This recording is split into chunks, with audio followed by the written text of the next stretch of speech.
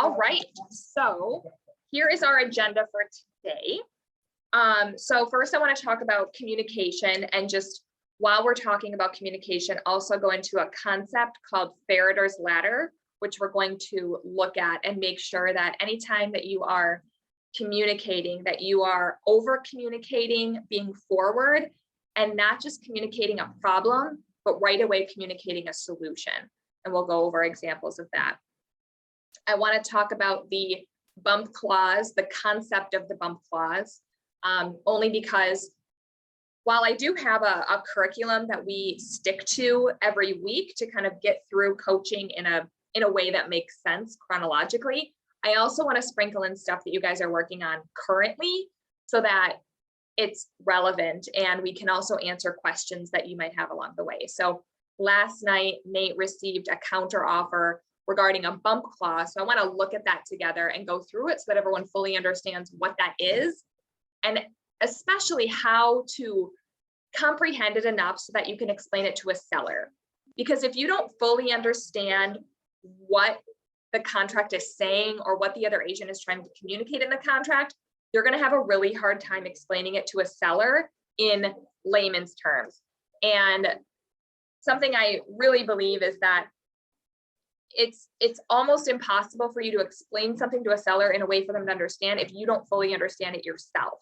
A true, just like how they say, you don't speak a language fluently until you can speak about it in a way for other people to understand and navigate around words to explain it. So you never want to overcomplicate things to a seller or to a client at all. It just makes you look arrogant and a little bit like maybe you don't understand.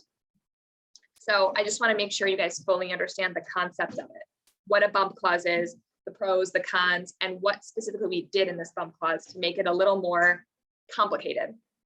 I want to go through pricing Andy's listing. I know we've been talking about pricing listings. So Andy has one. We have a listing appointment at 2 o'clock today that we're going to go on together. Just want to make sure that we totally understand the price and make sure we're good on that. I do want both of you, if you're ready, to go over your listing packets after class. So once we're done at 11:30, I want to go through those. We don't have to do it like on the record. I want to talk about the in-class listing appointment that we are going to have. The time has finally come. We're going to do that on August 2nd. That gives you 2 weeks to plan for it and prep for it. So anybody who's licensed will be doing that. And really what it is like to just work out those kinks of a listing appointment in class together in person on August 2nd, and you get kind of scored on them. So we want to make sure we'll go over what's important in that, the objections that we want to see, the things that you need to cover, and you can kind of do those in any order or way that you want to, because every listing appointment is different depending on the seller, the situation. Are they a referral? Are they totally cold? Have you never met them? So we'll go through all the different options there, but really making sure you feel comfortable in a listing appointment. So we're going to be doing that, like I said, August 2nd. And then we're going to go through the listing appointment itself, and wherever we get, we'll start next time, really diving into the listing appointment, how to prep for it. We did do the pre-listing packet and prepping for it, but more going into objections in a listing appointment, how to have one, what things you're navigating through, why you even have a listing appointment, stuff like that. So we have a full plate today. Questions, thoughts, anything you want to sprinkle in beforehand? Cool. Okay. Easy peasy. Well, let's talk about communication. Has anyone ever seen Faraday's ladder before? Okay. So I really, really like this concept because I actually think about it almost every day, every time that I'm presenting something to someone on the team, an employee, a client, anyone. Am I using Faraday's ladder, or am I just being a problem maker or a problem identifier? So what does that really mean? So obviously communication is everything when it comes to working with a client. It's all of it, right? Like the entire transaction is made or broken because of communication. The way you communicate, the frequency you communicate, what you're communicating, how you're communicating. There's a saying, it's not what you say, it's how you say it. So it's really our job to make sure we're communicating in a way that makes a client feel at ease and know that we've got it. Like we're handling it. It's totally in our control. The client can trust us. There's nothing better when a client says, you know what, do whatever you want. I trust you. I know that you've got my best interest at heart. So when it comes to communication, one thing I want to talk about is just really making sure that you're being forward and not waiting on a client, waiting on an agent, waiting on this. The world in general, specifically real estate agents, clients, it doesn't move quickly. And it really takes you being like 4 steps ahead of the game and making sure that you are constantly over communicating and being forward. For example, like what does that mean? So for example, you have a client who has a 2-week deadline, like one we have right now. And you say, hey, here's a bunch of listings, pick out what you want to see, then let me know. Let's say a day or 2 has gone by and you haven't heard from them. What I would do then is take that list, come up with my own list of what I think you should see and say, I'm going to go ahead and schedule showings on these houses. I think you'd really like them. Because being forward is really the way you make things happen. Clients don't know what's going on. They don't fully understand, and sometimes they don't take direction. That typically gets their attention right away, where they'll say, oh no, I don't want to see this, but I think I will see this one. They trust you, right? So you can be forward and go ahead with something. If you have a client who you've been trying to schedule a listing appointment with, and you've given them carte blanche to say, you let me know when it works for you, you're never going to hear back from them. Whenever you say to somebody, let me know when works for you, you're never going to hear back. You've got to be forward. And what you're doing is really just solidifying things. You're not being pushy. You're not being salesy. You're not being grimy. You're really just taking it into your own hands and making sure it happens. The client told you they want to sell their house. Great. So instead, you know what? I'm going to plan on July 25th. Let me know if that doesn't work for you. Otherwise, I'm going to get something prepped and get planning, because I know you said you want your house on the market before the school year starts. And that's kind of our deadline. We're approaching it. So be forward. Worst case, seller says, no, that doesn't work for me, right? So as long as you're doing it in a respectful, kind way and respecting people's time, of course, don't just show up on their door, but just do it more in a forward manner than let me know what works for you. So that's more like getting appointments, getting the client. So talking about communication when it comes to Farriter's ladder. So the pyramid is really the four types of ways you can communicate to somebody. So the 2 bottom ones is something that's very easy for anybody to do, right? And you can probably think of people who are really good at these bottom 2. Problem maker is obviously the worst, right? The person, when it comes to problems, they're creating the problem. That's the kind of person we really don't want to deal with at all, if they're consistently just creating problems. The middle one, this problem identifier, is one we all are capable of. And you can probably think of specific people in your life or who you've worked with in the past who are specifically problem identifiers. The kind of people who say to you, the doorknob's broken.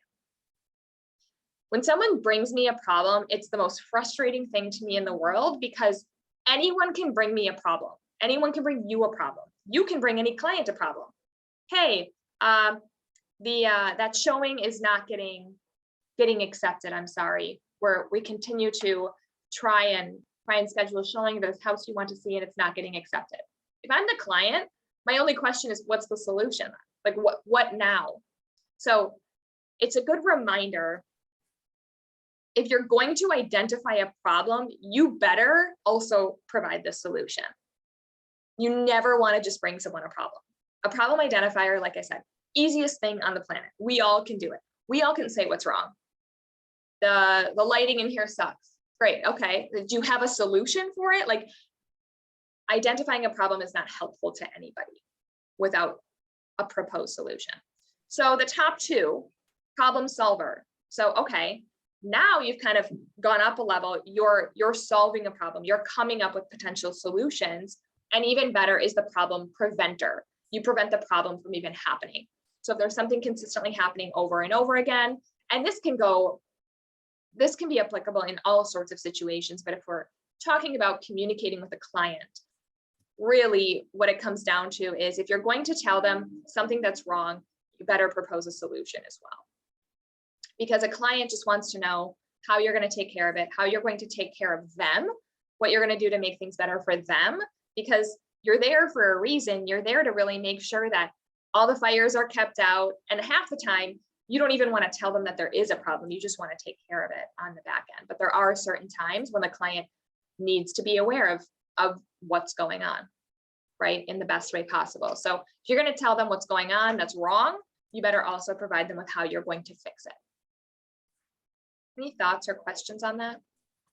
Can you spell this thing so I can Google it so I can see the steps we're talking about? I tried it, but I get ferret ladders, and I don't think that's what we're talking about. There it is. Oh, that was close. Ferriter. I thought I was sharing my screen. I'm sharing it in here for us in person. Got it. Yeah, I was Googling it so I could see if I could find something, and I got the furry creature animal ladder. Ferret ladder. Yeah, so this is Ferriter's ladder. This is the concept. And really, from when I learned this concept back when I worked in a corporate company back in it was over 10 years ago. And I've used it in every job since.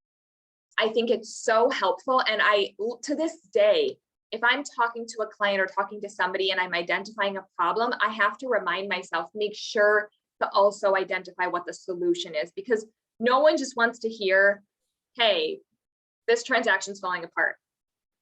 Okay, what now? What are we going to do to fix it? What's the solution? That's what people want to know. They don't want to know problems. That is not without a solution. So I just wanted to go over that because it's a good reminder. I feel like the market is shifting. I don't feel like the market is shifting. The market is shifting. And I feel like it seems like there's more and more problems coming down on us these days, but just know that that's really normal. And that's why I stressed so often how it's so important to know how to properly price a listing, how to negotiate, how to make sure that your listings look as beautiful as humanly possible, because we talked about that there will come a time when you can't just throw a listing on MLS and it sells overnight. But that's why you are taught and why you're going to be doing your in-class listing presentations, so that you can be the best in the world and so that you can have your listings look as beautiful as possible, so that you can net a seller the most money in any market. You can be successful in any market as long as you do everything with really, really, really high quality, everything. It's the people who don't that are going to get flushed out. And that time is kind of already happening. The market is getting, I wouldn't say harder, it's getting more healthy, where people actually have to work more a little bit for listings to sell. You have to talk to other agents more. It's why on the one that we're going to go over on Hilltop, we received an offer and I didn't want to wait for so we received an offer and we countered something on the offer, and it had been a little bit and I didn't want to wait. In another market, the buyer agent needs you more than you need them as the listing agent, right? For the past 2 years, the listing agent has been king of the castle, has been in charge, right? You had a listing, you were the most popular person on the planet for a week or so while people were fighting over your listing. It is shifting a little bit. So I didn't want to wait. So I just called the agent and said, hey, you haven't accepted our counter yet. What questions do you have? What can I do to help? And she was like, well, in fact, there is something you can do to help. The buyers are a little worried about being stranded. As we know, it's like a family of 7 and they all need to fit in this house and they can't be displaced and they have a home sale contingency. 2 years ago, 1 year ago, 6 months ago, we never would have accepted an offer with a home sale contingency. First, I have to worry about this house selling. Now I have to worry about the buyer's house selling too. But here's the problem. It's our only offer. And it's a really strong offer besides the home sale contingency. So what can we do to make it a little better for our seller, right? So that's what we're going to go into next. But as far as communication goes, that's why I called and said, what can we do to meet in the middle? So that kind of goes into the counter. We're going to look at the counter together, which I think is a good sidestep into that. So the solution we came up with was, instead of making the offer contingent upon their home selling, right? Now we have to wait all the way until this home sells. What if it falls apart? I added something in called a bump clause. A bump clause really means that you can still solicit secondary offers. You have a primary accepted offer, but you can solicit secondary. So anybody who writes an offer is still going to be writing what's called a secondary offer, which just means that that secondary offer box is checked and that they can't withdraw that secondary for X amount of days. It's the buyer agent who writes how many days that's going to be. Usually they do 3, 7, 10. No one wants to be stuck in secondary position as a buyer for too long, because if they find something else, they can be issued notice that you're primary at any time.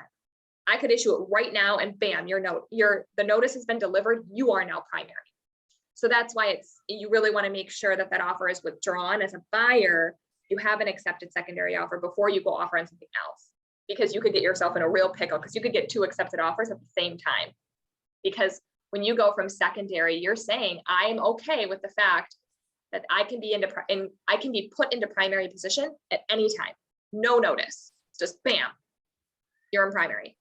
So because the buyer doesn't have to accept anything, it's a good position to be in for a buyer if they love the house that they're looking at, but it kind of means they can't look at anything else for that initial time period until they withdraw.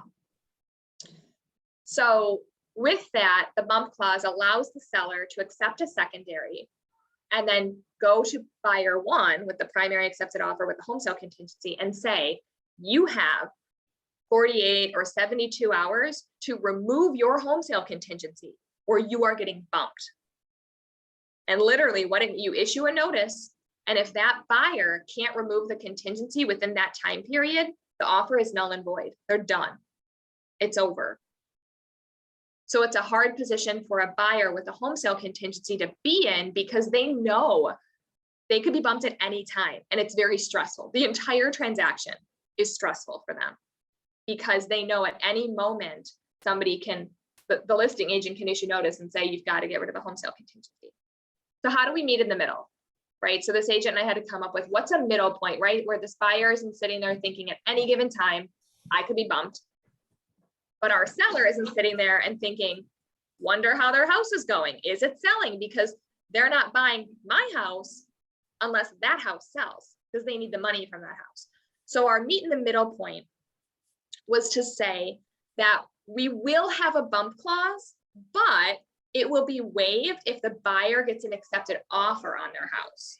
Because I think that will all make us feel better, right? Our seller will feel better, not just knowing the house is sold, right? Because that's such a far out thing. That's more, I think that's a stricter contingency, but just the fact that they received an accepted offer on their house. So if we look at it, we can kind of look at the initial counter. Well, if we look at the initial offer, I love what she did here too. She put everything nice summarized when she submitted the offer, which is what we do as well. She's been a really nice agent to work with as well. These sellers probably enjoyed the letter more than most would. Many sellers really don't care, but they definitely enjoyed it. Just going to pull this up here. So the initial offer to purchase, as we looked through it, was very strong. They have a $20,000 appraisal gap, meaning they'll cover a gap in appraisal if it appraises low.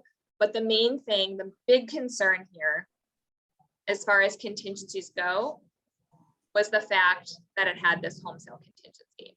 So if you look here, that's why it's so important to fully understand the offer, no matter what side you're on, because as a buyer agent, you obviously need to fully understand it so you can write it. As a listing agent, you almost need to understand it better so you can interpret it to your seller. What if we totally missed line 328 and didn't notice that that was there and had our seller accept it? Right now, we just accepted an offer with a home sale. So we know that this buyer will only buy the property if this address sells no later than August 31st, which is the same day that they put his closing on this. So they'll probably close on their sale in the morning, close on the purchase in the afternoon, so they have the funds. Well, we countered this because what I wanted to make sure was in the offer was this bump clause. And if we look at it here, She has NA, so she did not include it, which is a good thing. As a buyer agent, if my buyer has a home sale contingency, I would never just include the bump clause, right? I'm going to prep my buyer that we are probably going to get countered with the bump clause, most likely, right? Because that's what you would want in there. It's better for the seller. But as a buyer agent, I'm not gonna just offer it out, right? It's not in the best interest of my buyer. So it says here, what is a bump clause? If seller accepts a bona fide secondary offer, seller may give written notice to buyer that another offer has been accepted. And that's all the notice says. Secondary offer has been accepted, bump clause is enacted. And then we go back to the offer to see what that time period is. If buyer does not deliver to seller the documentation listed below, which we'll go over, within blank hours. So, and this is just straight up hours, right? Like, bam, clock starts. So 72 is what it defaults to. So 3 days, essentially. After buyer's actual receipt of said notice. Do you guys remember what actual receipt is?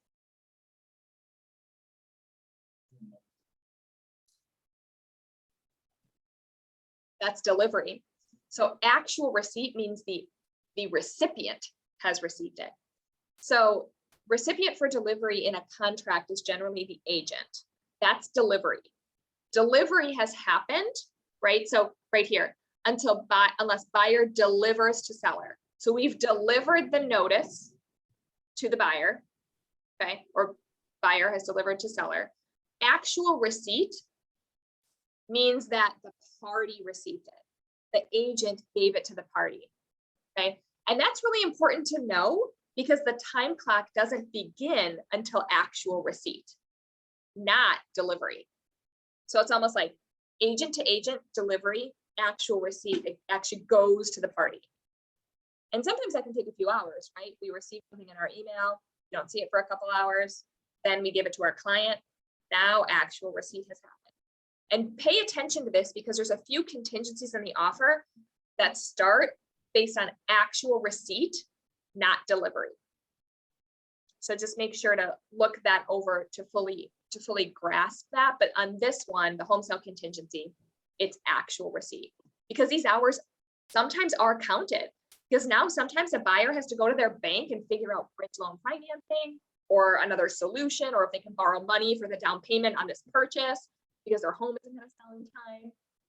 It typically enacts an actual thing that the buyer is doing.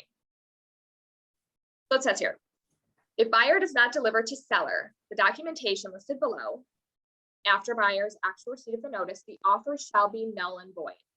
Buyer must deliver the following. So what does the buyer need to deliver in order to satisfy this notice that they receive after the seller accepted a secondary offer? Written waiver of the closing of buyer's property contingency. So basically a waiver saying we waive the contingency. So that's what's there automatically. Then we can have options if we want to of custom things. That's what we did in this counter, the second counter. Written waiver of blank. Maybe we will let you continue on if you remove your inspection contingency or if you remove your appraisal contingency. You can put whatever you want in there. It's a negotiation, right? So that's where you would get custom if you really wanted to. Hey, you can have your home sale contingency, but you can't have your appraisal contingency then. So you can get creative there. That's not as common, but the option is there. Or any of the following checked below. So you can check these boxes if you want to allow these to also be what gets rid of this bump clause. Proof of bridge loan financing. That's great because if we know the buyer has bridge loan financing, we know they're good to go, right? They have something to cover that gap between when they buy this house and when they sell their other house. That's a bridge loan, right? You close on your purchase July 31st, right? So you might need money for the down payment for 2 weeks to bridge the gap because you close on your sale where you're going to get your funds back August 15th. That's a bridge loan, bridging the gap. Proof of ability to close from a financial institution in control of buyer's funds, which shall provide seller with reasonable written verification that buyer has at the time of verification sufficient funds to close. So proof that they've got money for the down payment. Okay. So other, that's where we got creative and talked about this. So we're going to look at that counter quick of what we countered. So Nate issued a counter then that said line 335 shall be checked. Line 335 is the bump clause. So now, bam, we have checked that box in the counter. Line 336 shall be 72 hours, okay? So anytime you're doing a counter or an amendment or something, you need to address, if you're gonna add a contingency in, you've gotta add in details about the contingency as well. Just don't let it default.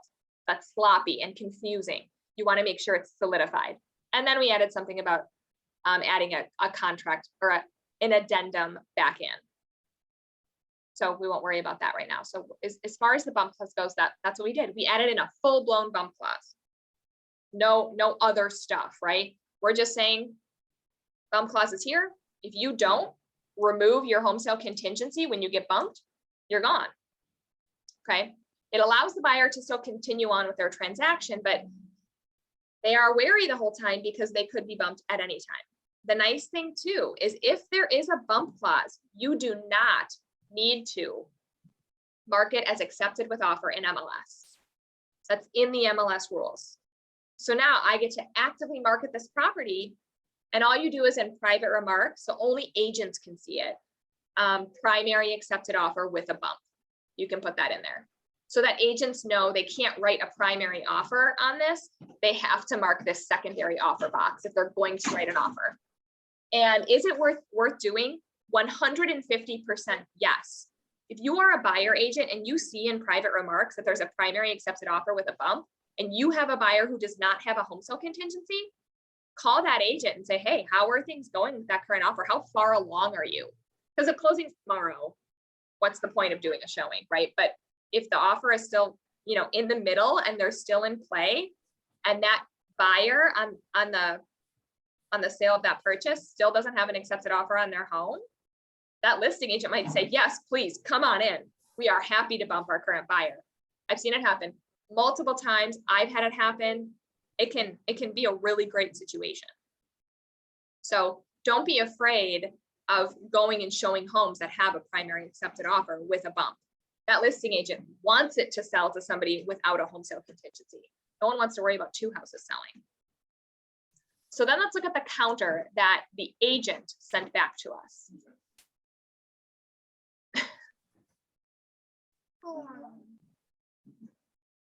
Good question. There we go.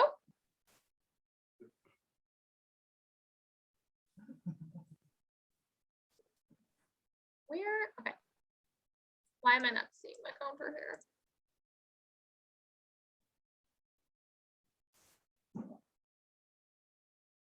Okay.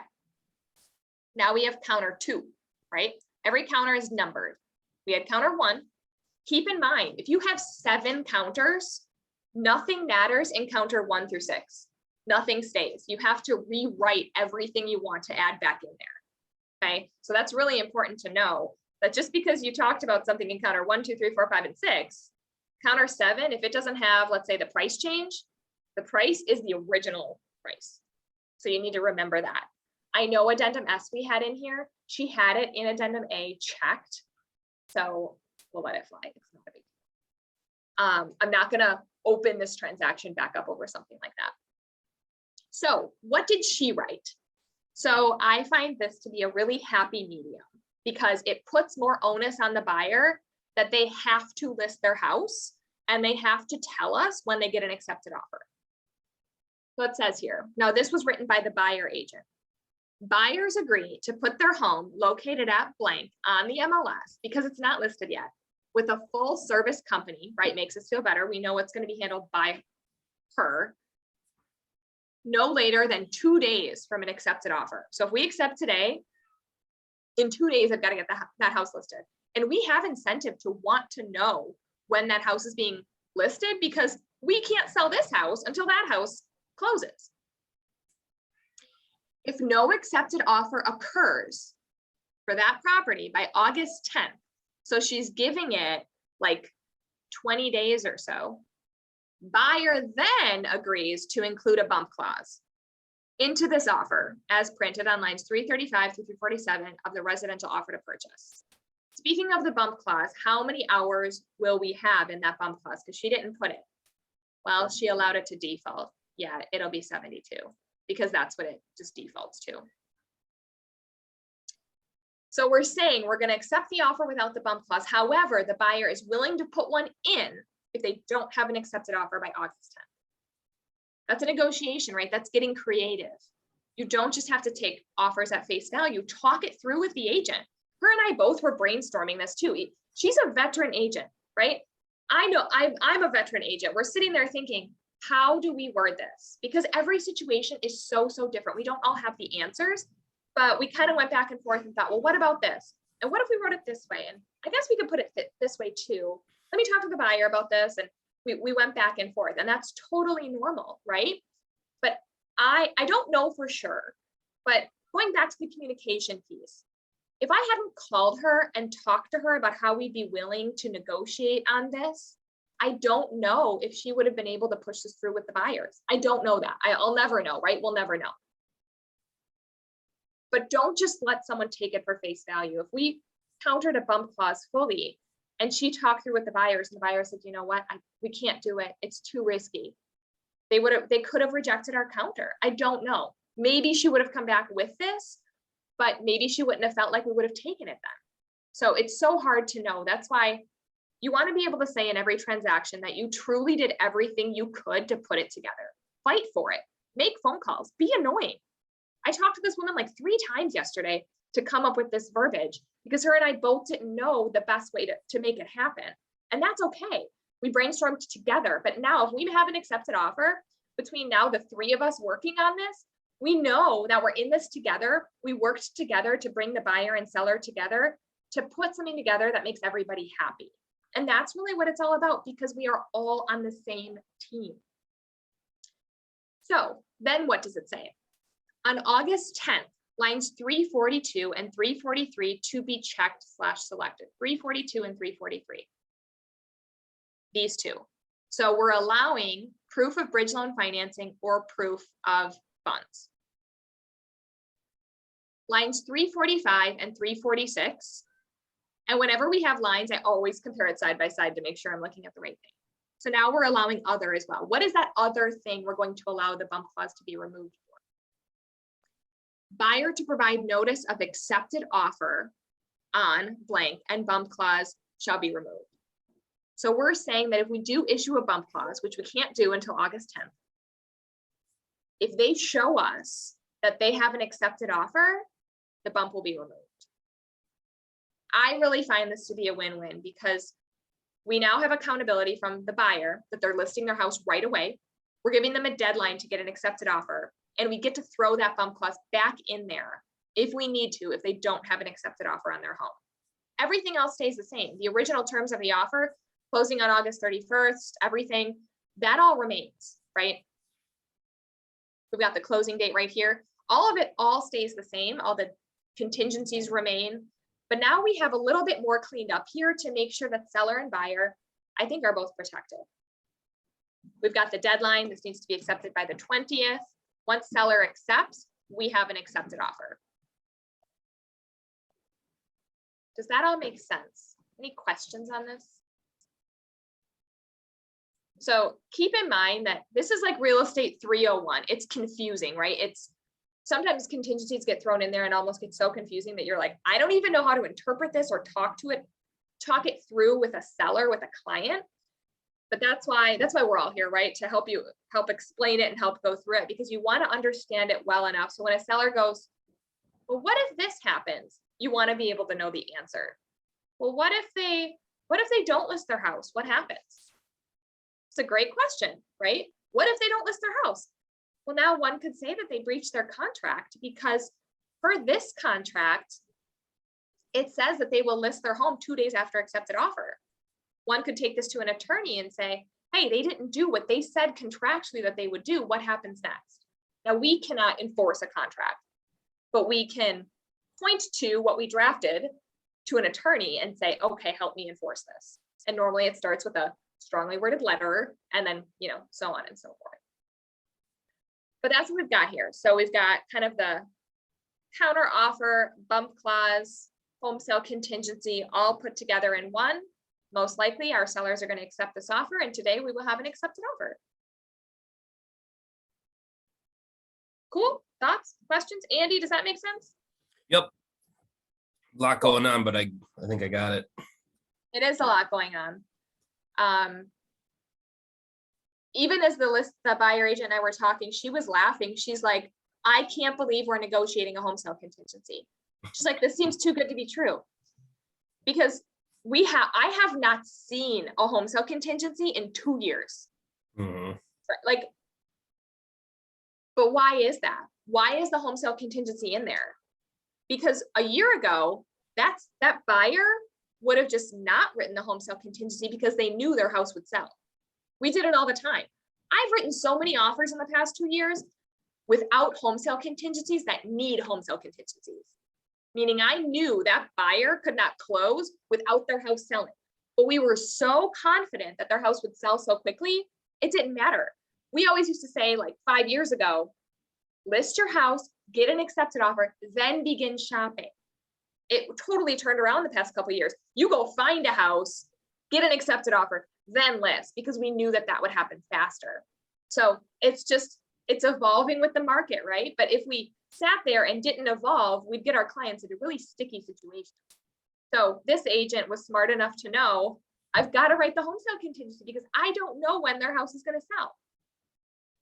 Speaking of their house, I did also have her send me information about it because I thought, maybe I've got a buyer. Maybe someone here has a buyer. Maybe we can sell that house for you, because we all have incentive now to make sure this other house sells. So I did send it to you guys if you've got a buyer. It's a cute house. Wait, when did you send it? Yesterday. I texted it to you.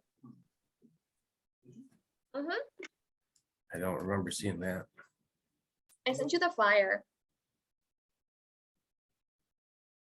In the group chat? It says message send failure. Okay.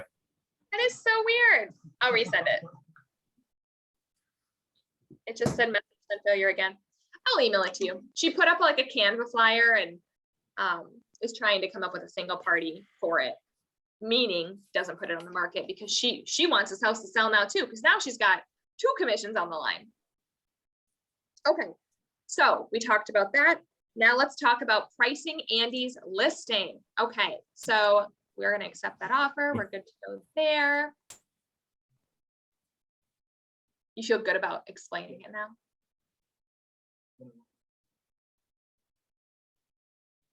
I know. I'm like, oh, this is a good training moment. I've never seen a contingency written that way ever. But getting creative, I think now the buyers feel good about it because it sounds like they were really nervous about putting the bump clause back in, which I understand, but I also, sometimes you don't want to open a transaction back up. But if you don't, you always regret it. When their house falls apart and now you've got to push closing and you've got a seller saying, how did we let this happen? It's when you're like, oh, why didn't I do that? So it's good. It's a good mix. All right, Andy, what's the address of the listing we're going on today? 904 East Pearson. Yep, 121. All right, so it happens to have been an MLS, so that's good. Let's take a peek here. And I know this building, it's so cute, so I'm super excited to see it. With this, keep in mind, we are meeting the stager there at the same time. So our stager will show up right at 2 o'clock with us. It makes us look more like a robust team of people who are all there to help make this happen. The way I want to structure it is have the stager in at 2, keep her there till like 2:20, do the tour. That way we don't have to do the tour twice with the seller. He can show both of us around. We tell Lori, thank you very much. Send us your proposal. We'll go over kind of what to expect in the proposal, how Lori is going to mark out anything she wants him to remove, what she's going to bring in. Normally they come in and they put tags on all the stuff that they want the seller to get rid of. If the seller qualms at it, we just say, hey, get a pod. You're moving anyway, why not start now? So never that's a big common objection to a seller. Well, I don't have anywhere to put stuff. Figure it out. You're moving, right? You've got to figure it out. I'll help you figure it out. I'll help you order a pod. We'll get stuff going for you. That's all very doable. But at the end of the day, like, you're moving anyway. Let's move it along. Also, we do at our office have a four car detached garage. All of them are currently rented by tenants, but when one of them becomes available, I'm thinking about just keeping it open, and we can use it as free storage space for our clients. Maybe even put like a decal on it or something with our logo, to say, hey, we've got a storage unit that you can use like a month at a time for free. So I think that would be really helpful too. But that was just an idea. Anyway, we have got a 2-bed, 2-bath condo, 1-car garage. When it comes to a condo, these are like the key things I really want to pay attention to. And we're at 1343 square feet. Can you So we believe have to this? ask him about parking, because if I remember right, he was talking about no parking, and he does street parking, and he's never had issues parking on the street, but Okay, it says he has a 1-car attached garage. mhm. I know, but he told me he doesn't use it and he parks on the street, so. Okay, it looks like the seller, back when he bought it, spent $20,000 for parking space number 23. So Andy, add that to your notes to ask him about. There should be a deed for that parking space if they did purchase it. 23. Yep. And Andy, on this listing appointment, I am planning on I don't want to talk. I want to make sure you're kind of handling everything. Okay. You and I can talk on the phone on the way there and just go over like the stuff that you prepared and everything. But I really want you to handle this. And I'll just be there to throw in details if I feel it's necessary. Mhm. But okay. So what I like to do is look this building up and see what 2-bed, 2-bath condos are going for in this area. And a 2-bed, 2-bath condo downtown is pretty nice. The one thing, having been in this building, that I know can be kind of tricky is that, from my understanding, from what I remember, the units on the first floor are garden view, almost like half in the basement. It seems like some of them are and some of them are not. This one's patio is I outside. looked at the pictures of this one and it seemed that Yeah. wasn't the case. So some people have windows down here. This one seems to be a level up, which is really nice. It's got the Cream City brick, which is really cool.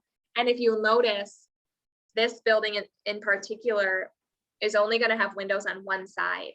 The 3 back ones aren't going to have windows, which is not a problem for many people. So, okay, so there's that stairwell that goes down. So this is not garden view. So that's really good. I've been in units in this building that you literally look outside and you can see people's feet on the sidewalk.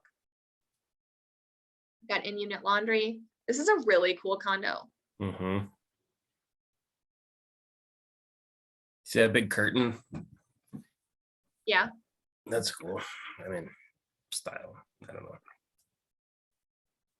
Yeah, create some privacy. That's the lobby. Yeah. Apparently there's a community room in the basement. I don't know if there's pictures of that. I remember. Okay. No, but there's a common area in the basement too. So. Okay. And this guy is Bernard. No, we're looking for Peter Roseman. Peter Roseman transferred the condo to Bernard Gomez in March of this year. Huh. Might be something you want to call and ask him before our appointment. Yeah. Did you look at that when you were Nope. prepping? Didn't see that. I always look at the transfer. Who is it? Bernard Gomez. Yep.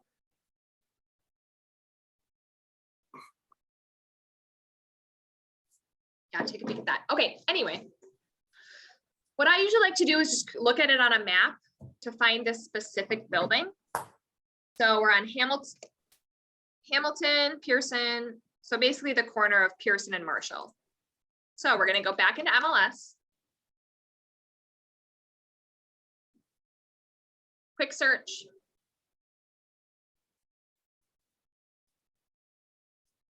We are specifically looking at condos that have sold.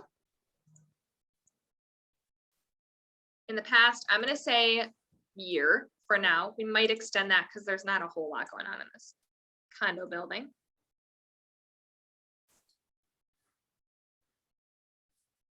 We're going to zoom in. We're going to go to Pearson and Marshall.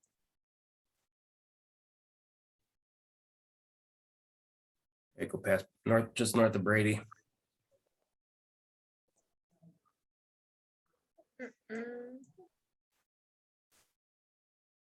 Keep going, keep going, keep going, keep going. There we are. I see Marshall, Pearson. There she is. So this is our building right here.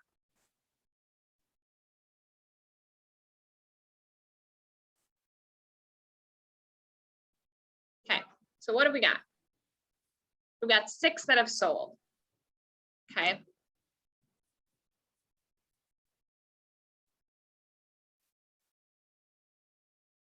We're looking for 2-bed, 2-bath. I sort descending. 2-bed, 2-bath, 1,600 square feet. Sold for $430. So why did this sell for $430, right? Taxes are $76.28. What are the taxes on this one? $48.11. So it's assessed much lower. Okay. Interesting to know. And we've got prices all over the board here, all the way from $430 to $139. No, to $109. Okay. So I'm probably going to go back a little further, but I want to take a look here. Okay, it's decorated really pretty, right? So this is the power of staging. And does it help that it's up floors? So that's what, the 5th? Yeah, 503. It does. It does. This looks like the color in our office. Mhm. Okay, so we're decorated nice. We've got 300 more square feet, definitely more updated on an upper level. So we know we're not getting over any price like this. We're very aware of that. Okay. With that, the condo fee is also more, right? So if the condo fee is more, that means the condo is seeing it as nicer as well. So let's look at this one. Same floor. We're on floor 1, 2-bed, 1.5-bath. And it's a similar concept to the one that we're looking at, but it's also decorated really nicely, better than the other one is, right? Now, this one is when he bought it. We don't know what it's decorated like right now, but we know it's definitely got potential to be decorated really pretty. Yeah, this one's 2,200 square feet. And this one is 1,343 square feet. Taxes on this are almost double as well. So square footage wise, I'm curious where the square footage is coming from because the main floor looks really similar. That's what I was thinking too. I think do you have your measuring tape? Maybe we need to remeasure. Yeah, we have it in the office, I think. But I am curious where all this square footage is coming from. So when we take a look there.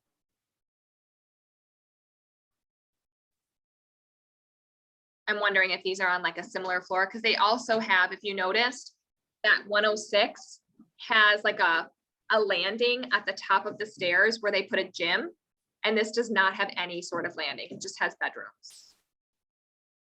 See that? So that's something to remember as well. Because look at the top of their stairs. And there's no They also outside have space 2 on that sets one. of stairs here. They've got a set here and they've got a set here. 106 doesn't have outside space either. Yeah, but it's so much better. Mm-hmm. I mean, look at this at the top of the stairs. You've got an extra room. You've got the gym. This one doesn't have anything at the top of the stairs, just bedrooms. So something to keep in mind. We've got unit 270. This looks more in line. It's a little bit smaller, 300 square feet less. That must be what you saw before. And this is probably a more comparable unit. We're looking a little bit better. So we know we're gonna be between 270 and 398. Okay, so where do we end up? So one thing I do want to look at, this is not a comp. I just want to see if it had have an accepted offer. I want to look at what's listed currently. So I don't use it to price, but I use it to see if I'm in the general vicinity. 904 East Pearson. We don't have any active right now. So that's something to talk about with the seller as well. Like, hey, you don't have any active neighbors right now that have sold. That's really helpful to know. And some of these are rentals, it looks like. Not actual like sold listings. This one doesn't even have a bedroom, 139. That doesn't really help us. So these all should have come up when we pulled our comps anyway. So with that, I like to just take a peek at NARR PR and see what they think as well, just to see like what information they're pulling. And also know that when we're pricing a condo listing, I really like to stay in the same building. I don't like to venture out too much. You can do it just for informational purposes, but buildings are like neighborhoods. You can have one subdivision that justifies a 2-bed, 2-bath at $1 million, and the next building justifies a 2-bed, 2-bath at 300. So you don't want to use other condos because the amenities are different. The building itself is different. I mean, even if the neighborhood is similar, one condo building might have a gym and a pool and the other doesn't. One might have underground parking and the other doesn't. The one thing we do need to confirm is if he has parking or not, because I can see in the old listing that he had a parking space, number 23, the seller spent $20,000 on it. So what I want to know, did he sell his parking space? Because if he did, that is going to cost him probably more than $20,000 now. So I hope it was worth it. We'll see. 121.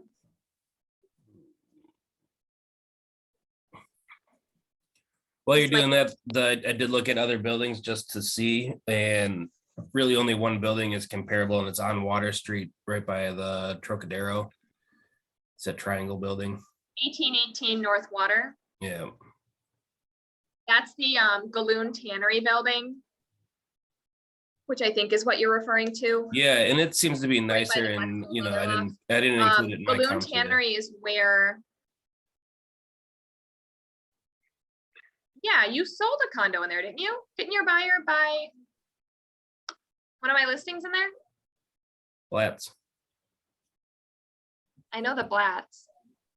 So I'll show you 1818. I haven't done anything with the Galoon Tannery yet. Okay. So 1818 North Water, the one we sold was this one. This building is a little bit better. It's a more updated, I'd say, modern building than Pearson. The one thing about this building is they have almost no amenities, literally nothing. But we staged this one and got the best price we had ever seen for a 1-bed. We got $275 for it. But anyway, looking at these comps, I think depending on what we've got in here and looking at, we know low, we're going to be like, I would say, if I were to say like what we're looking at low, if it's like not in great condition, I'd say we list at like 285, 284.9. If it's in mid condition, I'd say we list at like 325. And if it is tippy top, I'd say we could list at like 359 and see what happens. What were your numbers? I mean, I was somewhere in the middle of that too. I was a little closer to 4 at the top end just because of the 504 or whatever that big condo was. Like we're not getting 430, but I was closer to 400 on my top end. I don't think we could ever, I mean, this is literally almost double the size at 398. Their condo fee is 773. Ours is in the 3s. I don't think we're touching 400. I don't think there's any way. Yeah. But like I always tell a seller, if your condo is supposed to sell for 400, we're going to price it correctly and someone can pay 400 if they want to. But honestly, if we price too high, someone's gonna come to us and say, I'm sorry, a condo almost double the price sold for less than 400 in this building. Where did you come up with 400 for this condo? It just doesn't make any sense. So I'd say staged, tippy top, HGTV, best list price we're gonna get, in my opinion, would be 359. Because I think it's that healthy, like, little bit below, and I think we'd be looking at like 329.9 if it's like mid-range and he doesn't want to stage. Thoughts, questions? I think he is gonna stage. He brought it up and I think he's interested in it. And I think he knows the benefit of it. And I explained some of the benefit to him. So Yeah. I think he's Do gonna be you have open to these that. comps printed to bring to the appointment? No, I ran RPR, but I don't have, I gotta get I can get these comps. I was waiting to see what we're gonna do.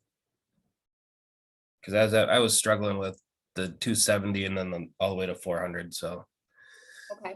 didn't know where to. I just kind of take it and like find myself right in the middle. Because then I know at the end of the day, if an agent comes to me and says, where'd you come up with this price? Data, I have this data right here. Yeah, So I will print this off and bring it with these comps. So that when Okay. he goes, Morgan, I want to price at 400, why can't I? Well, Tim, Pete, whatever your name is, this condo sold for 398 and is double the size. Why do you think that you can get 400 for yours? Mind you, if someone wants to pay 400, they will, but we are not pricing too high. We're going to price ourselves right out of the market. Mhm. That and an appraiser will never let it fly either. So yeah, I'll print these and bring those with. We are at 11:12. Any questions on the price or thoughts, comments? Does this all make sense? Cool. Yeah, like I said, I stick right to it. Andy, if you found RPR stats for that, I'm surprised because I can't. I found the building, but I'm not We finding can, the. it's in my total actual brokerage. We can condo. look at it when we're doing that listing appointment stuff. Cool. Okay, cool. So again, put on your calendars, August 2nd is the in-class listing appointments. You guys actually will be the ones controlling class that day and doing your listing appointment, going through scripts. I want you to practice it. I want you to come up with a plan for that. As far as the property, you guys can pick the property. I would suggest something that you might have an upcoming appointment for, so you can practice on it. And we'll talk now today, the rest of the time, and next time about the appointment and actually having the listing appointment, the kind of things that you talk about. So with that, everything you find in class 19 in the Google Drive are what you're going to utilize. I want you to get really familiar with all this documentation because there's a lot in here to help you prep for an appointment.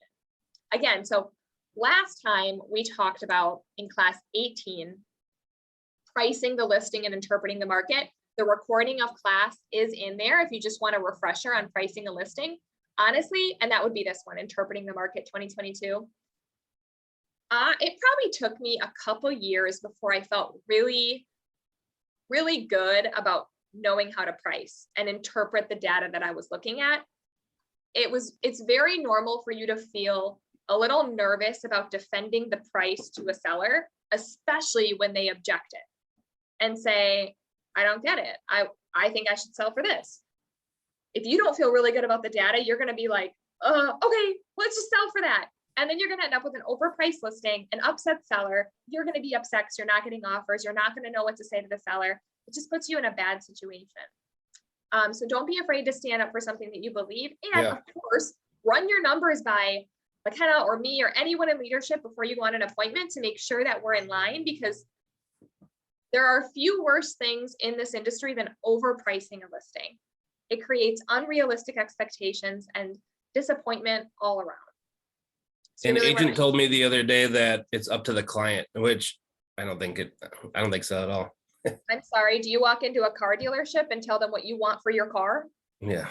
If that was the case, that'd be wonderful. Hmm. They just sold this car yesterday. No, I won't take that. I will take 20,000 for my vehicle. Thank you. No. Right. It's not up to the client. If it's up No, to the I totally client, agree. what's your purpose? Yeah. Now, this Well- isn't our entire job, right? It's it's part of it, but there's the Mhm. negotiation, getting it to the closing table, but none of that happens if you don't price it correctly. Yeah, he was using that to justify himself for overpricing it. So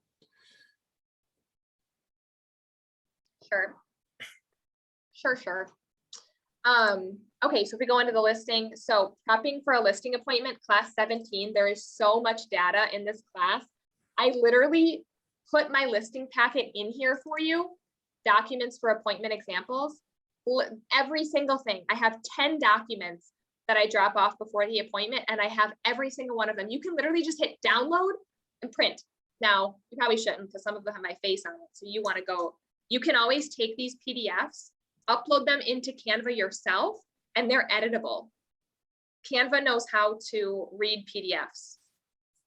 So they're complete Canva editable documents because they were created in Canva. So if that's where they came from, that's how it knows how to edit them. So you definitely can take these and use them. And then I do have the contracts in here, and they're all the most recent contracts as well. And then what you actually bring to the appointment is the rest of those documents and these contracts. And then it says here highlighted for exclusions, inclusions, price, commission, things like that.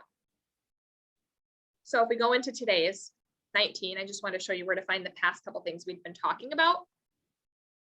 In here, you're going to find the preliminary phone call before the appointment. So if it's something where you're kind of planning a few, like a little bit out, again, every appointment's different. So there's some you're going to use all the resources, some you're going to use half. The way you prep is going to be different based on who it is, right? So it just depends. But the preliminary phone call before the appointment is a list of a bunch of questions that you can ask the seller while you're on the phone with them to get ready for the appointment. And one of my favorite ones is asking them, what do you want to make on this house? What is your dream scenario? Now, the seller info sheet does ask that question. It's so helpful to know the answer to that question. I think the way it's worded on the seller info sheet is, what price would knock your socks off? Because now I know what my goal is. And it always helps to know what my goal is at the end of the day. The listing appointment document checklist. So same checklist of what we had before. Table of contents. This helps you know kind of what you're going to go through in the listing appointment, what you want to bring. You can always use this as your cover page. Commission structure. This is a helpful tool. Again, you can put it in Canva and adjust it with whatever you want. But for our team, this is what we typically use. 6%. So how we go about this, we don't really use this one anymore. Normally what I like to do now is we take any charges that we incur throughout the listing, specifically staging or some capital improvements that we arrange and handle, pay them directly, like pay the stager directly, and then keep that invoice and submit it to the title company to be reimbursed at closing. So, or you can do a higher price listing and then make it all inclusive. But what we have found is with the price of staging, we typically come more out ahead if we do 6% plus staging, meaning a full service 6% listing plus any amount of staging. We'll cover it up front and then we just bill you at closing. And then it comes off your closing statement. You don't even have to cut a check, it just comes out of your proceeds. Post listing service plan.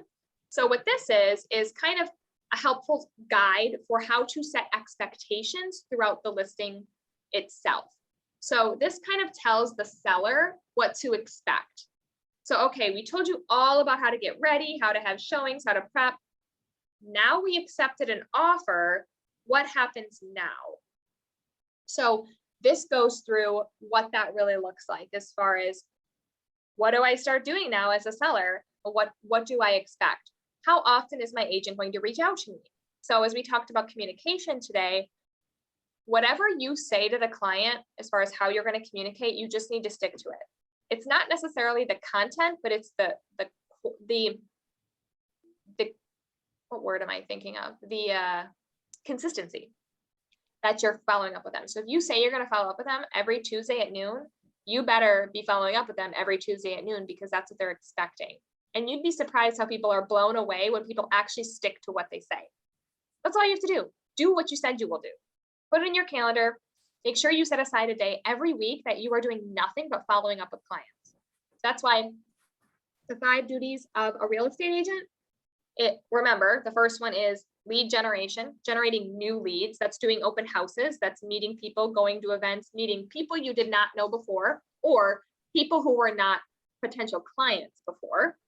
The second one is lead follow-up, because those are two different things. Lead follow-up is touching base with clients you already have.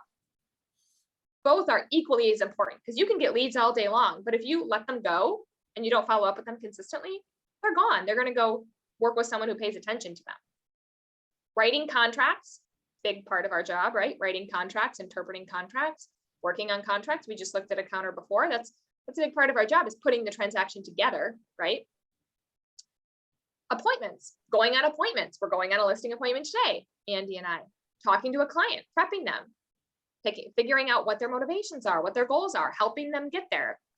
And then practice. That's the fifth one, practice. Practicing scripts, working together with each other to work on objections and work through plans, figuring out, the new trends, going to classes, educating yourself, watching videos, listening to podcasts, really investing in yourself. You do a little bit of that every single day, you will be just fine. So what can be helpful is write all 5 of them down, and every single day check off that you've done a little bit of each, right? Because it's all important. If you do too much of one and not the other, your business will suffer. So if you need to sprinkle in as much of each as you can every day, even an hour of each a day, that's 5 hours. You've still got, let's say, 3 hours of your workday to do other things. Ideally, appointments. New listing checklist. Again, these are all just helpful tools that are in here for you, but the new listing checklist helps you know what you need to do to get a listing ready. I would keep a printed version of this every time you have a new listing to make sure that you've got each one down. Did you schedule photos? Is there a sign in the yard? Did you put your listing in MLS? What do you need to put in MLS? How do you put it in MLS? There's a video for that. Submit your listing folder, right? You need to submit it for compliance. Schedule a first open house. Set up showing time. Set up Central Lock. Central Lock is the box, obviously, that gets you into the house. Showing time is the app that gets people access into the house to schedule showings. Put all marketing material in the house. So this stuff is all really important too, to make sure that you've got everything ready for your listing. Common objections, we'll get back to that. The listing process, how it works, start to finish. Again, your homework is familiarizing yourself with all of these documents and feeling good about what goes into getting a listing ready.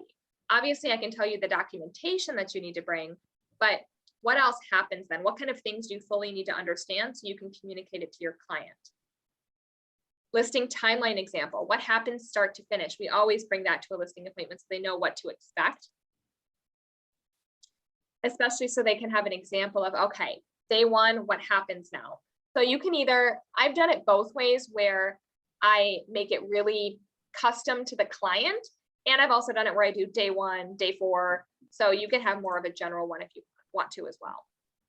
And then I do have an example of the listing appointment in here in a video. So as far as what you talk about in the listing appointment,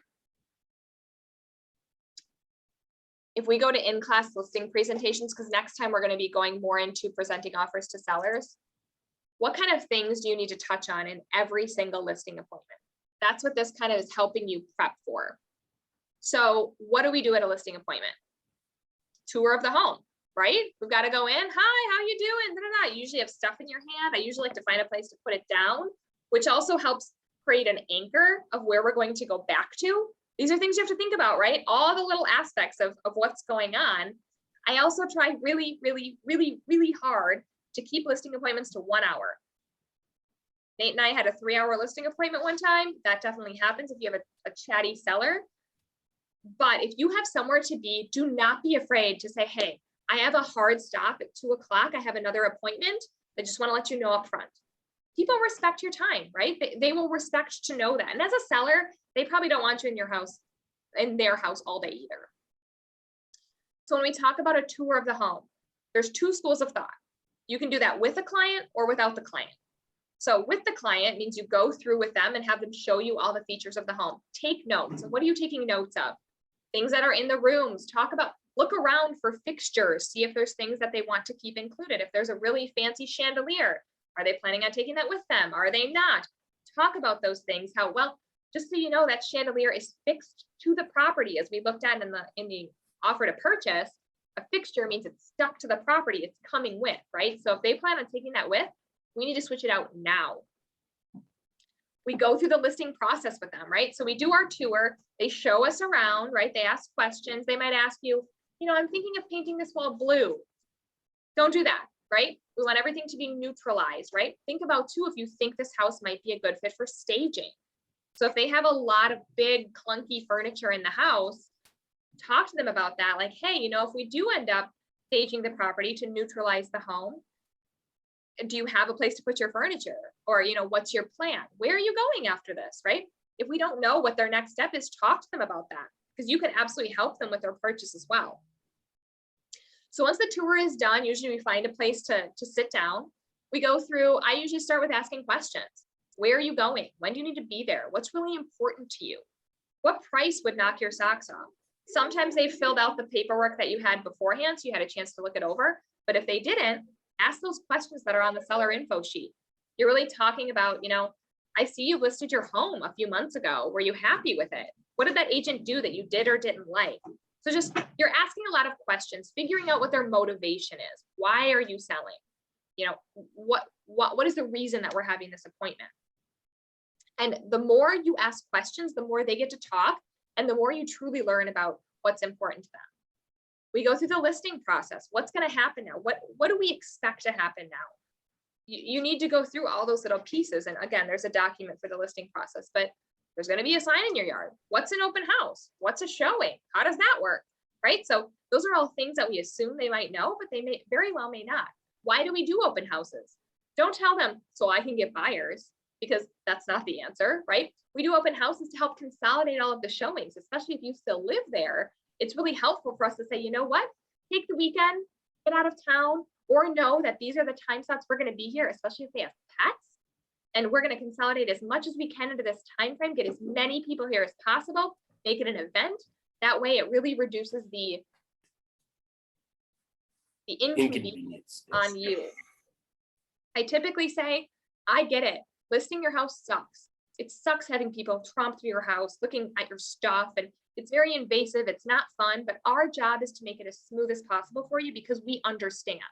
We're not going to sit here and put rainbows and butterflies up your butt and say, this is so wonderful. We're so excited. Like, yes, we are excited. We're going to help you, but we understand that this is uncomfortable for you. We get it. We know it's uncomfortable. We're here to make it not so uncomfortable.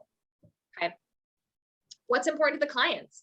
Find out what's important to them. The only way you know is if you ask. Maybe they'll say, what's really important to me? I really, want my cat to stay for showings. And now we can explain why your cat cannot stay, right? What if somebody hates cats and they walk in, they see your cat and they think, oh, this person is a cat. Now they smell cat. Now they think they smell it everywhere, right? We want to make sure to make the showing as smooth and clean as possible. It is. It happens so quickly. I know.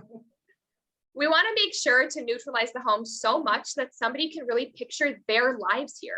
No one wants to picture your life here. We want them to picture their life here. So we're going to do everything we possibly can to make it as easy as possible for them to be able to do that. It's silly to not take every step possible, because I'd hate for somebody to walk out and leave the house because they don't like your specific artwork, right? Not every buyer is as smart as you and I are, as far as knowing to look past your decor, your cat, your iguana in the other room.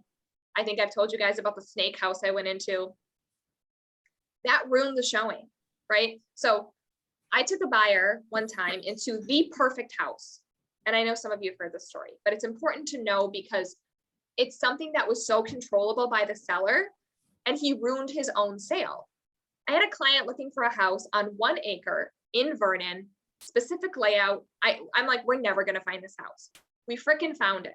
It was the perfect house, perfect subdivision, top of a cul-de-sac, everything this buyer wanted at the price point they wanted. So I walked in thinking, we're going to get an acceptance. I mean, we're going to buy this house. Like, this is easy peasy. This is the house that they want. So we walk in, the seller or the buyer immediately smells something, and I could smell it too. And I don't even know how to describe the smell, but it was not okay. It was just weird. It was a smell I'd never smelled before. And now I know what it was. We end up in the basement, The seller had Tupperware containers, like probably this, like the kind that are like this big and this wide, stacked floor to ceiling on an entire multiple walls. In every single Tupperware, there was a snake, big snake, like snake. This guy raised pythons and he kept them in the Tupperware. And the walls of the basement, it was like a museum, were lined with live snakes. It did not matter how perfect that house was. That buyer could not get out quick enough, and everyone like felt like they had to shower when we left. It was awful. We saw another buyer walking up the cul-de-sac, and it was funny because my buyer knew that person or like knew them in passing and just started laughing and was like, you have fun in there. And this home kind of became like a joke for anybody who went into it. And there's a few people at fault here. That listing agent never should have allowed this to happen, right? You want to sell your house, you got to get rid of the snakes. Well, I don't know where they're going to go. Well, where are they going to go when you sell the house? Put them there. So it's got to be figured out. You're selling a product. There is no reason you should not do everything you possibly can to make this product as perfect as possible within your abilities to sell. I don't even know if that house ended up selling. I didn't even want to look at it on MLS again because it was so creepy. But right there, what would have been a perfect house for somebody, it was ruined. There was no way. No one was buying the snake house. You know, the buyers forever would be thinking like there's a snake in this house. Like you can't unsee that. I still can't unsee it. It's so creepy. We talk price, right? We go through comps. I always start with, okay, here we are. We're going to talk about price now. Where do you want to be at for price? And then you get the snippy seller sometimes who says, well, that's why you're here, isn't it? So then, okay, fine. Yes, let's go through comps then.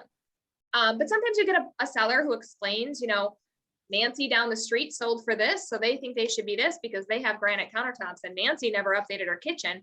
So they're going to talk about their neighborhood and who sold for what. Remember, we've talked about in the comps class, you've got to be very familiar with the neighborhood and what everyone sold for because they're going to talk about it. Same with the condo listing we have. Guarantee that seller today knows that his neighbor sold for $398. So we're going to need to politely remind him that his neighbor's house is double his size. The condo fees are double. The tax assessment is double. I know we don't talk about tax assessment when it comes to pricing, but in this case, it might help solidify our point that condo is worth more. So we'll talk about that. So that kind of helps you go into it. And then you'll get good sellers sometimes who are like, whatever you think, you tell me. Those are the best, right? Because then you can talk about how you justified your price, how you think going in at this price is going to get them the most potential people in, why we price correctly, not high, not low, but correctly for the market. We have something in our listing packet in that past checklist as an example of why pricing correctly is so important. We talk through commission just a little bit, you know, what we charge if they want to have capital improvements and staging put on, or if they want to pay it up front, we charge 6%. But we can show on our difference packet how even though we maybe aren't the cheapest, we always net the seller the most money. Always. That's what our specialty is, selling for the most money. Because at the end of the day, you do get what you pay for. And I know that seems like a silly, I feel like we say it over and over again, but it is so true. You will get the best service. You get the best communication. We will put offers together that work for you. We're going to fight for you, just like we fight, but just like we're defending ourselves right here, we're going to fight for you to make sure that you get the best terms possible. Just like we did on that counter offer, right? Any agent could have just let that buyer walk away, but we fought for it and we put it together. We scraped it together. We talked about the market analysis. We go through the contracts. We look at the listing contract together. Remember, we keep a few items highlighted because the listing contract is 6 pages. We are not going to sit and read the listing contract to the client. That sounds horrible. They're going to be bored. They're going to think you're boring. They're going to do anything they can to get you out of there. That's why we highlight the key points, right? Inclusions, exclusions, price, commission, the date, and then their signature. That's it, because those are the main things we want to focus on. And we want to walk away with a signed contract and work backwards from the date they want it listed today. Right there in the appointment, I say, great, okay. So you want to list on this date. I like to put it into delayed on Wednesday. Then we go live on Friday. I want photos done usually the week before. I think that's the easiest, so we're not scrambling, but of course we can do photos on like Monday. We probably want to stage the day before then, or the Friday before. We'll work backwards. So usually I like to do about 2 weeks of good solid getting staging prepped, scheduling photos, getting the sign in the yard, just to make sure we're not rushing too much. And I know the stager does book up if we are using staging. Luckily today we're going to have the stager with us, so she can talk about her schedule right there. We can get it scheduled right there in the appointment, which is perfect because when she leaves, we know we got that listing. What will you do for the clients once listed? Are you going to text them once a day? Are you going to call them once a week? Like, talk about what that communication looks like and ask them what they prefer. That's that post-listing service plan. Now that we've listed, what do we expect to happen next? How are you going to communicate with me? How are you going to tell me that we received an offer? We're going to talk about presenting offers to sellers next class. And then what sets you apart from others? Why are you different? How do you net people the most money? So you don't want to focus too much on yourself. And honestly, you might be able to get away with not really talking about yourself at all in the listing appointment. You, of course, will have, especially when you're new, it seems like it always happens when you're new. It's like they can smell it on you, the fear. I very rarely get asked, like, how long have you been in the business? How many homes have you sold? But the time you don't want them to ask is when they ask. So especially if you're in a neighborhood you've never sold before, they might ask, how many homes have you sold in my specific neighborhood? Tell the truth. You can say that you're newer. However, you do have a team behind you who is making sure that your contracts are perfect, looking at everything. They've reviewed your packet before you got here. The pricing looks correct to them, and that you've got the full support of a team behind you. And that you, especially because you're newer to the business, you are going to devote all of your time to this listing, as opposed to a really busy real estate agent who has all these listings. You're never going to hear from them. Me, you're going to hear from every day. So come up with the way you're going to communicate that, but don't lie and say you've sold 100 houses in a neighborhood if you haven't, because they're going to find out. And you don't want to start off on a bad foot that way. One thing that's in here too is in the class that we had today, listing appointment and best practices, there's objection handlers in here, common objections. Go through those and practice those today as well. So your homework, get familiar with every single thing in this packet, practice the objections, and begin working on your in-class listing presentation, which we're going to be doing. What day? August 2nd. Yes. All right, cool. Andy, I'll touch base with you in a little bit here. I'll give you a call, and I will see everyone next week. Are we going to go over the listing packet or no?